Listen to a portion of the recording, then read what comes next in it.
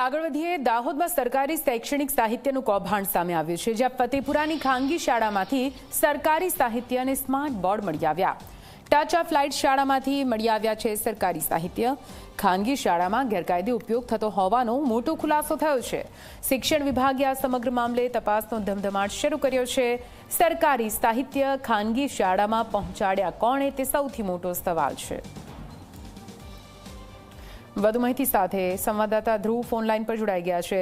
ધ્રુવ, સરકારી જે પણ સાધન સામગ્રી છે તે ખાનગી શાળામાં પહોંચે તે બહુ મોટી લાપરવાહી ને બેદરકારી કહેવાય। શું કઈ તપાસમાં સામે આવી રહ્યું છે ધ્રુવ?